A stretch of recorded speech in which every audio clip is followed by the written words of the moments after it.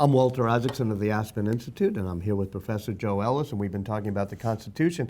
We've talked many times about the various compromises, including on slavery and on whether it was a national government or a collection of state governments. But there's one big compromise they have to make at the end, which involves whether or not there are equal votes per state or proportional representation. What do? Well, they argue about this for most of the summer, and it causes enormous difficulty because each side has got its positions dug in. The one side is the Madison side, the nationalists. They want both branches of the Congress to be elected proportionally. They wanted the Senate to be a smaller group, but proportional. The other want both branches to be by state. Well, it looks pretty clear in retrospect what the proper compromise is going to have to be, but before making it, it almost looks like the Constitutional Convention is going to self-destruct.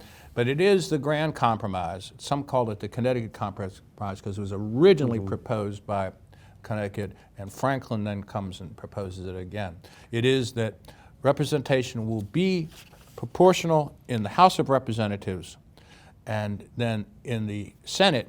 Well, let's look at the document right here. It says, Section 3, the Senate of the United States shall be composed of 2 senators from each state. Big or little, they all get 2 as of Rhode now. Island gets as many as Virginia. Exactly, and that's because they were sort of saying we're a federation of different states. That's what the this Senate government said. represents states as well as people. And you know, like now, Vermont has as many senators as California. But then they say we also represent people, and so when they say the House of Representatives, it says that the representatives shall be apportioned among the states based on their population.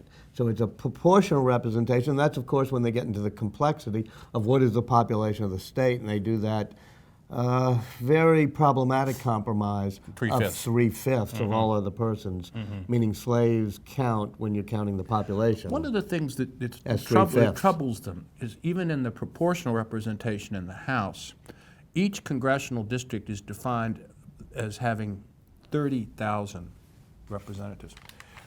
Compared to what they're used to, that's really too many people to represent. That they're used to being able to go up to their representative in the state government, look them in the eye, give them a handout, and it's almost a face-to-face world. This is why moving to a larger scale changes what representation is going to mean. But it does also solve the issue, or fudge the issue, of whether we're a collection of states or we, the people, all directly electing a national government, because they say there's a House and a Senate, and those are 2 different We're going to things. have our cake and eat it too. You know, compromise is not always a bad thing. Some thought when they left the convention that they'd compromised too much, but it's kind of interesting if you read, let us say, Franklin's speech at the end of the convention, one of the great speeches, he celebrates the notion that compromises might not make great heroes, but they do make great democracies. Tell us about Franklin's letter. Well, I think it's one of the most eloquent letters ever written by Franklin, which means it's one of the most eloquent letters in American letters.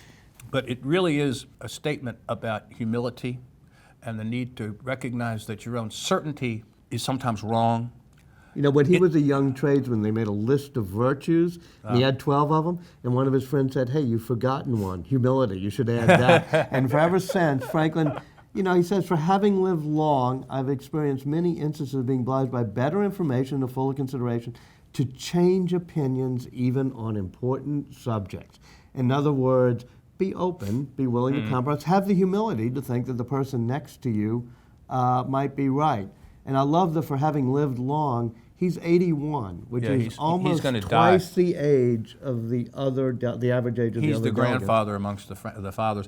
In these sentiments, sir, I agree to this Constitution with all its faults, if they are such, because I think a general government necessary for us, and there is no form of government but that what may be a blessing to the people if well administered, blah, blah, blah, blah, blah. But he's really saying, I accept this with all of its faults, because I'm not sure they're faults, because my judgment is not It's fallible. It's totally fallible. And he ends up, on the whole, sir, I cannot help expressing to us that every member of the convention who may still have objections to it would with me on this occasion doubt a little of his own infallibility and to make manifest our unanimity, put his name to this instrument. There are certain people, no matter how eloquent this is, who can't do that. And we still see it today. People who say, I can't admit to my own fallibility, therefore I'm not going to make a compromise. Right. Thank you.